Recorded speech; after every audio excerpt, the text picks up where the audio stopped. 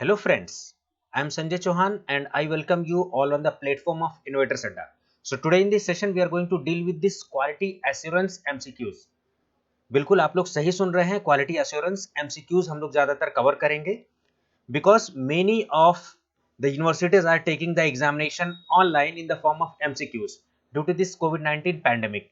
तो कोविड-19 पैंडेमिक की वजह से बहुत सारी यूनिवर्सिटी जिन्होंने की पॉसिबल नहीं है कि एक फुल लेंथ बिल्कुल थियोरेटिकल पेपर लिया जाए, so that's why they are taking the examination in this form of MCQs. So the main problem arises is there very less number of books are available for this quality assurance subject.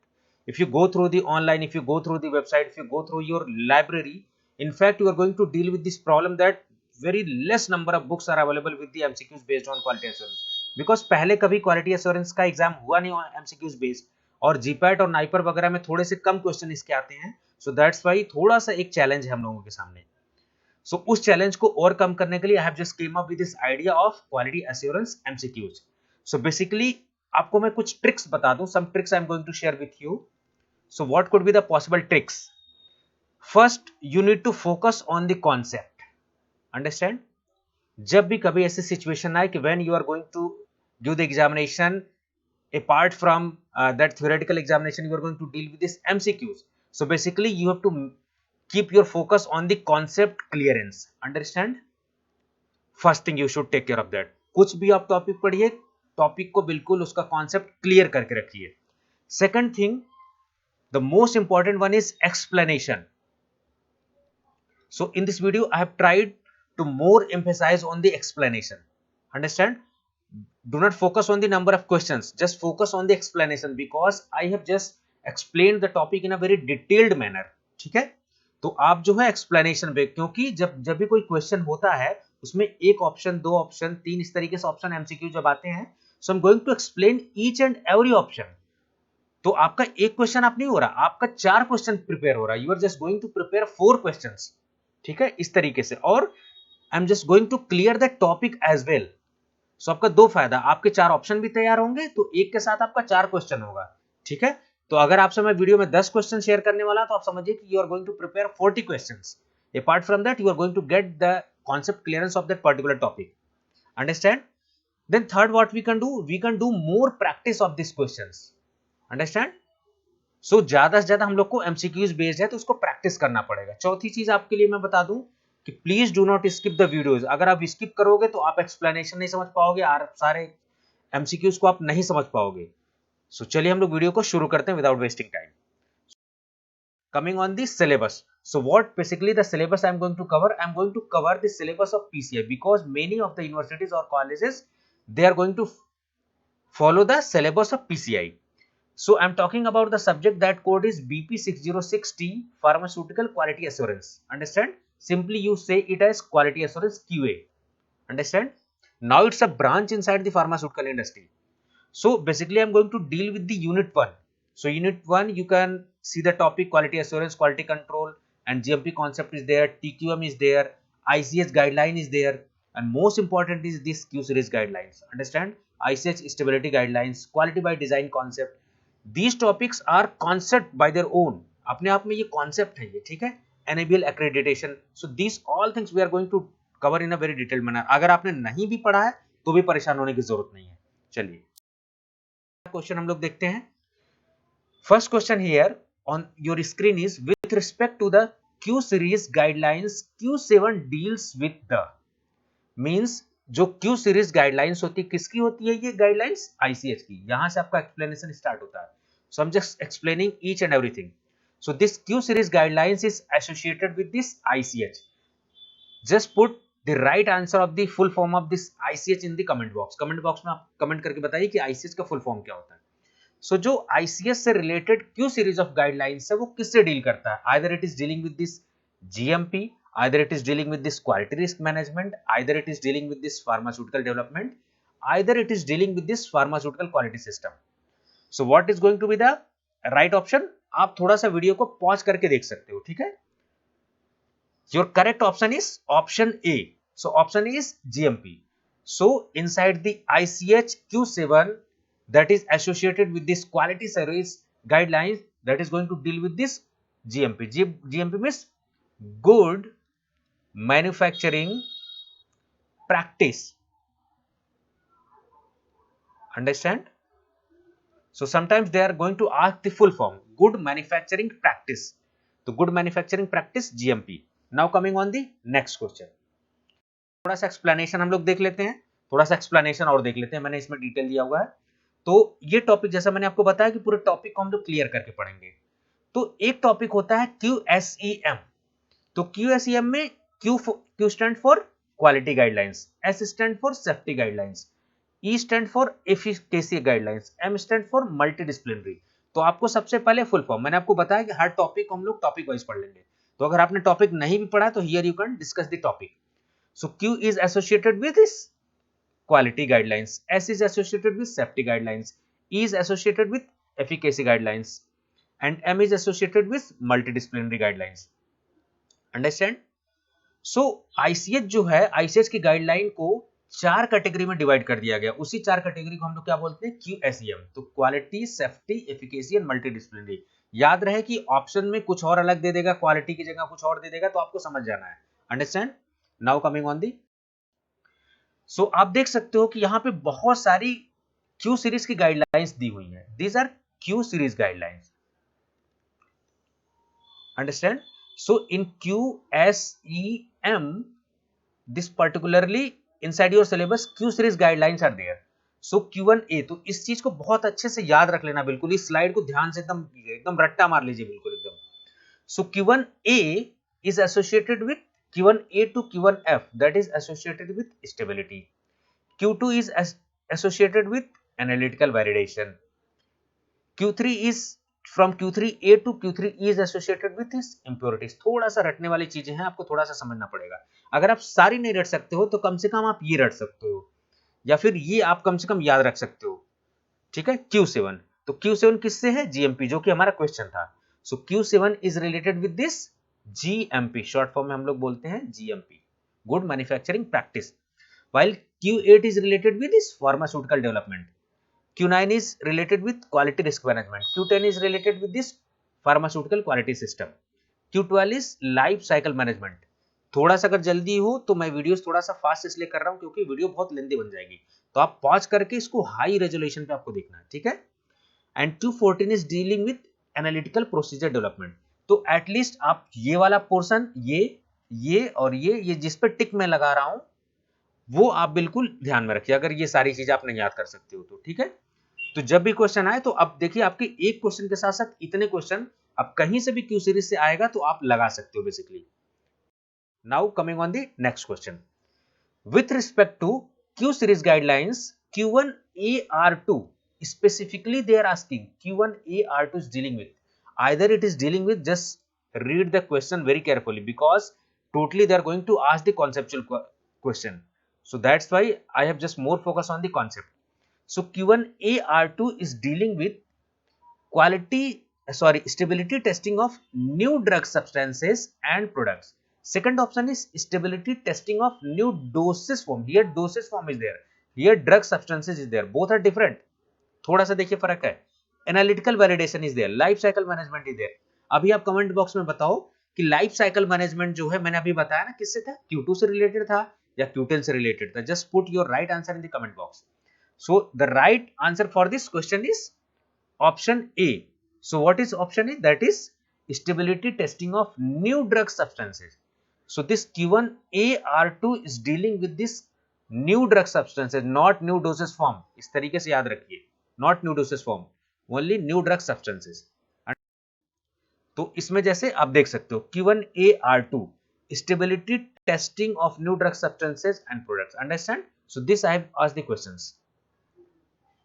Apart from that, आप इसमें थोड़ा सा याद रख सकते हो, E देख सकते हो, E से इवेल्युएशन याद रखना है, रट्टा मारना नहीं आपको, ट्रिक्स थोड़ा सा न्यूमोनिक्स बना लेना। E stand for evaluation, so evaluation of stability data. Understand? So Q1A to Q1F is related with this stability. You can see over here stability is there. Understand? But specifically Q1AR2 is associated with the stability testing of new drug substances and product. Understand? Okay.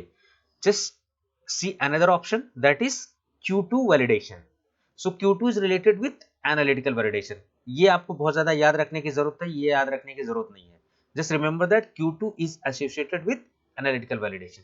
थोड़ा सा guidelines है, regulatory guidelines है, तो Q में थोड़ा सा आपको जो है चीजों को मेमोराइज करके रखना पड़ता है, और कॉन्सेप्ट के साथ साथ फैक्ट भी क्लियर होना चाहिए, तभी जाके आपके एमसीक्यूज लग सकते हैं। सो Q7 आप देख सकते हैं, जो कि हम लोग पहले क्वेश्चन में Q7 was dealing with this GMP. बार बार आपको मैं बता दूंगा तो ये सारी चीजें बिल्कुल आपके दिमाग में सेट हो जाएंगी। सो लाइफ साइकिल मैनेजमेंट जो कि मैंने आपसे पूछा था, that is dealing with this Q12। So Q12 is dealing with this life cycle management. Life cycle management of what? Product. And what we are going to deal with this pharmaceutical product. Understand? So Q2 is related with this life cycle management of pharmaceutical product. Now coming on the next question. That is your third question. So quality system includes, sometimes it is known as quality system management, QSM, not QSEM. Both are different. Understand that QSEM is related with this ICH guidelines, 4 categories, and QSM is different, quality system management or quality systems. So quality system includes what? Either it includes quality assurance or quality control, or both, or none of the above. So just check the right answer. So the right answer for this question is option C. Option C, that is both.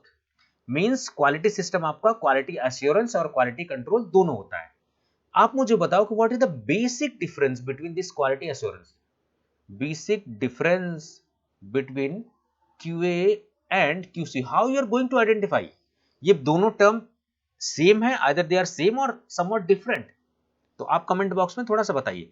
Quality assurance आप देख सकते हो, means you have to use the raw material, you have to use the correct procedure, you have to use the right equipment so that you can assure the quality. Means if you are using the good quality raw material, if you are using the correct procedure, if you are using the right equipment, definitely you can say in a confident manner that whatever the product I am going to get, that is of quality. So that is going to called as quality assurance. यानी कि जब कभी भी ऐसी process, ऐसे सारे raw materials, ऐसे सारे इक्विपमेंट जब हम सही से यूज कर सकते हैं, तब हम कॉन्फिडेंटली कह सकते हैं कि whatever the product we are going to prepare, that is of quality standard. तो ये क्यूए के अंदर आ गया। While as quality control means once product has been prepared, it will go to QC department, means it will go for the testing. Quality control means basically quality control deals with the testing. Suppose in case of tablet, so what is going to be the quality control test? That is disintegration, dissolution, understand, friability test, आप पढ़ते भी होंगे industrial pharmacy में third year में। So what are this? Basically QC test. तो quality assurance और quality control में difference है, आपको क्लियर होना चाहिए, पता होना चाहिए।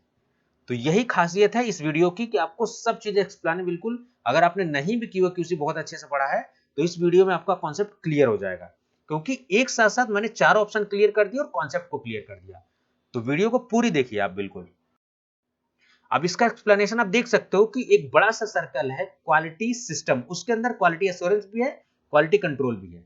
समझ गए? तो क्वालिटी सिस्टम के अंदर क्वालिटी एश्योरेंस और क्वालिटी एश्योरेंस के अंदर क्वालिटी कंट्रोल डिपार्टमेंट है।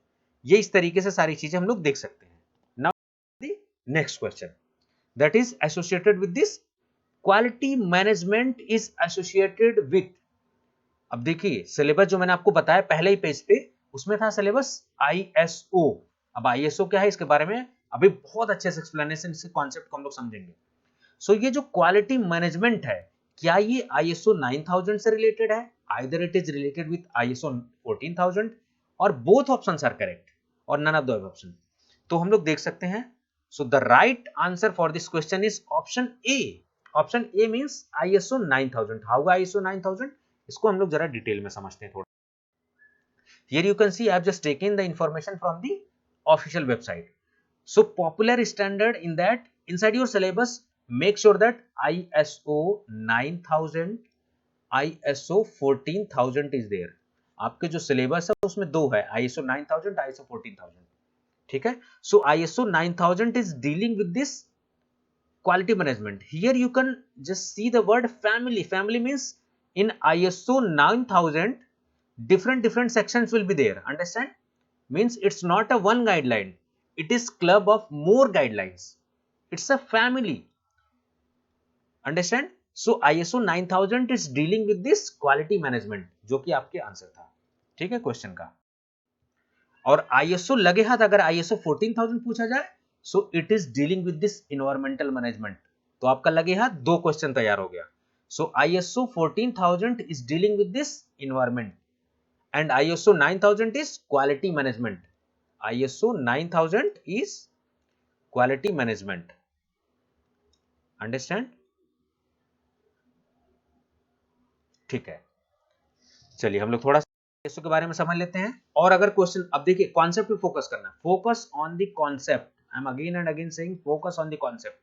अगर मान लीजिए इसके अलावा कहीं से भी ISO से क्वेश्चन आ जाए कि ISO क्या इंडिपेंडेंट, तो आप इसकी डेफिनेशन देखो। This I have taken from the official information, this one is the logo and here this logo is registered.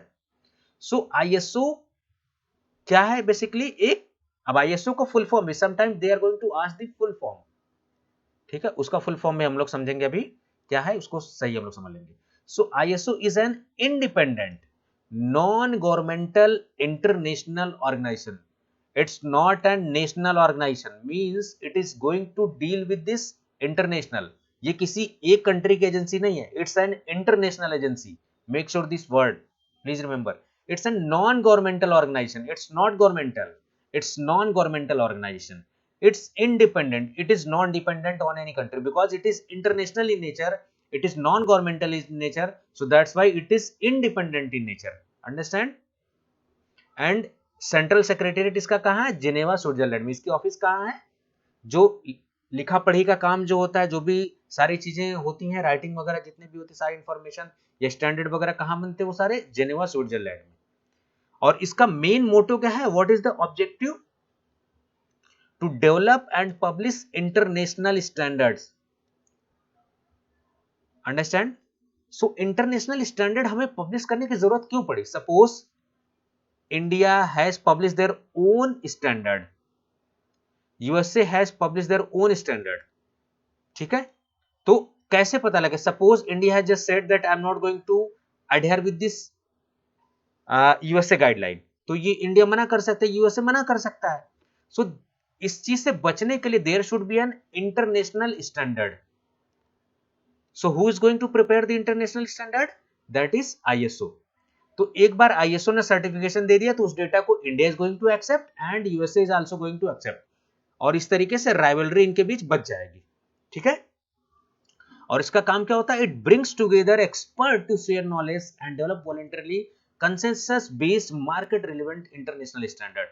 So they are going to prepare international standard and it is going to be followed by India as well as remaining countries of the world because it's an international organization. And first ISO has been published in 1951 और ISO का सबसे important contribution क्या है? SI, International System of Unit। जो भी SI system हम सुनते हैं ना, तो SI system किसने दिया था? ISO has given this SI system, MKS system, SI system. Understand? Okay. So SI sets one unit for each quantity. तो SI यूनिट में क्या होता है बेसिकली? जैसे मीटर के डिस्टेंस के लिए हम लोग मीटर यूज करते हैं, टाइम के लिए हम लोग we are using second for the time. Understand? और इसी SI सिस्टम को पूरी दुनिया मानती है because they have just set an international standard.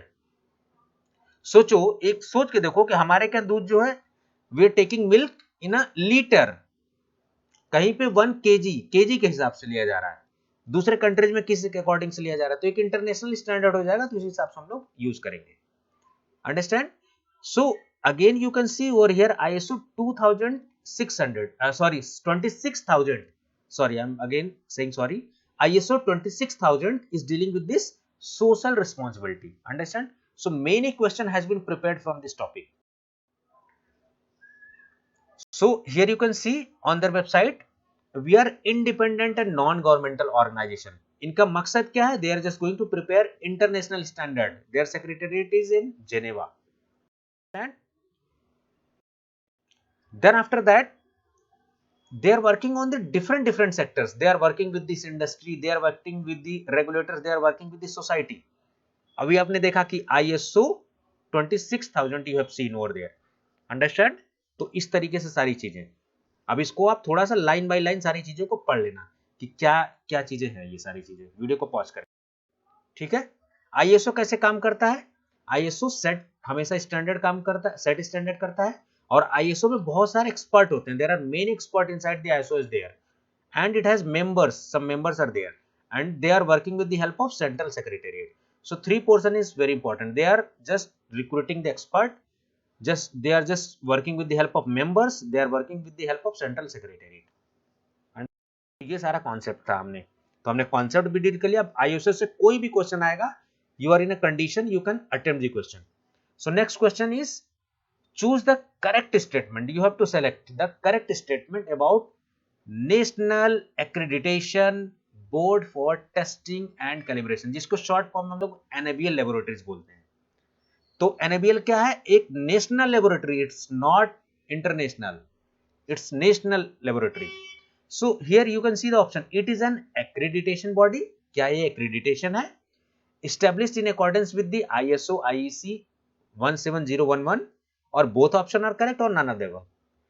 So just see the correct answer. The correct option is option C. ठीक है, it's an accreditation body. So here you can see in the name national accreditation. तो जब भी आप देखो clue खुद दिया हुआ है. So it's an accreditation body. This option is correct and it is established in accordance with this particular. So both options are correct. So now coming on explanation. So here is the concept of NABL. अगर आपने नहीं भी पढ़ा है NABL के बारे में तो मैं आपको बता दूं. एनएबीएल का सबसे पहले फुल फॉर्म आपको पता होना चाहिए. National accreditation board for testing and calibration. Means they are working on the testing and they are working on the calibration. It's a board. So if board will be there, definitely chairman will be there, definitely some members will be there. It's an accreditation body. तो इसका काम क्या है? Accreditation देना किसी चीज को. And it is working with this ISO IEC 17011. ठीक है, ये आप देख सकते हो. इसको लोगो में ही देखो लिखा हुआ ISO IEC 107. अब ये बताओ कि इट्स अ नेशनल एजेंसी. तो मान लीजिए इंडिया की एजेंसी है, यहां से कोई लैब जो है एनएबीएल एक्रेडिटेटेड है, लेकिन डेटा अगर गया मान लीजिए यूएसए में गया. Suppose data has given to USA, US FDA. US FDA is the regulatory agencies of USA. So because it's a national agency of India, so US FDA जरूरी नहीं कि ये इसको डेटा को माने, लेकिन यूएस एफडीए को डेटा मानना पड़ेगा. Because why? It is authentic with this ISO. क्योंकि ये जो लैब है खुद अपने आप में, अब कह दो कि अगर कोई कहे यूएस एफडीए कहे कि मैं ये डेटा नहीं मान रहा हूं, I am not going to say this data is authentic. तो कैसे ऑथेंटिक नहीं मानो? Because it has taken the approval from the ISO, it is IEC authorised. So US FDA को मानना ही पड़ेगा डेटा. समझ गए आप? चलिए ठीक है. तो यहां पे देखिए लिखा हुआ Bharat. Bharat means India. So it's not international organization, it's an national organization, while ISO is international organization. Understand? चलिए, ये IEC के बारे में आप देख सकते हो, इंटरनेशनल इलेक्ट्रोटेक्निकल कम्युनिकेशन. अब जरा हम लोग देख लेते हैं. अब एक्रेडिटेशन क्या होता है? Accreditation is independent evaluation. It is evaluation of conformity assessment body, जिसको शॉर्ट फॉर्म में CAB भी बोलते हैं. तो कभी भी फुल फॉर्म अगर आ जाए CAB, what is CAB? CAB is conformity assessment body. Suppose I am having a lab and I want NABL approval. तो जो मेरी लैब है उसको क्या बोलेंगे? Conformity assessment bodies. मुझे अप्लाई करना पड़ेगा लैब को. ठीक है. और NABL के डेटा को क्यों माना जाए? क्योंकि NABL म्यूचुअल रिकॉग्निशन अरेंजमेंट का सिग्नेटरी है, जो कि इंटरनेशनल एजेंसी है. ठीक है. और ये ISO के द्वारा भी प्रमाणित है. इस तरीके से हम इसको मान सकते हैं. It's an authentic agency. So NABL is basically self-financing and charges fees to conformity assessment body. Suppose I'm a person from industry and I want to I'm a person from lab and I want NABL accreditation. जैसे मान लीजिए path lab है.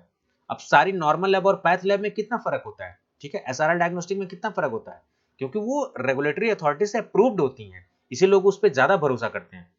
तो NABL कहां से पैसे कमाता है? उसका सोर्स क्या है? जो भी कंफर्मेटरी असेसमेंट बॉडीज आएंगे जिनको अप्रूवल चाहिए होगा NABL का, वो उनसे चार्ज लेगा, कुछ ऑपरेशन कॉस्ट लेगा. क्यों? क्योंकि इन लोग को एक डेटा बनाना पड़ेगा and they have to apply for NABL accreditation from the website. तो ये एक बार अप्लाई करेंगे, फिर यहाँ पे कुछ टीम होगी, उसको चेक करेंगे. They are going to scrutinise, then after that they are going to send some expert members.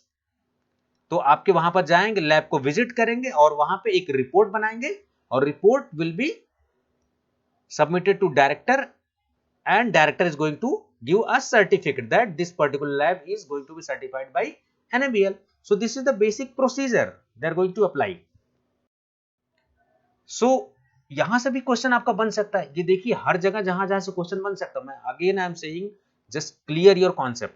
So NABL कहां डील कर सकता है, एक्रेडिटेशन किसको देता है, ये लैब को एक्रेडिटेशन देते हैं, कैलिब्रेशन लेबोरेटरीज को देते हैं, मेडिकल लेबोरेटरीज को देते हैं, प्रोफिशिएंसी टेस्टिंग प्रोवाइडर्स को, रेफरेंस मटेरियल प्रोड्यूसर्स को. So they are providing the accreditation to testing laboratories, calibration laboratories, medical testing laboratories, proficiency testing providers, reference materials. Understand. तो यहाँ ये अपनी सर्विस दे रहे हैं. तो रेफरेंस मटेरियल को भी हम NABL एक्रेडिटेशन करा सकते हैं. ठीक है, ऐसा नहीं खाली लैब को ही, आपको लगे कि नहीं लैब नाम में है तो लैब में लिखा हुआ है, क्योंकि टेस्टिंग और कैलिब्रेशन तो वर्ड लिखा हुआ है. उसके अलावा मेडिकल टेस्टिंग लैब में भी, प्रोफिशिएंसी टेस्ट प्रोवाइडर में भी और RMP में भी ये डील करता है. ठीक है, RMP that is reference material.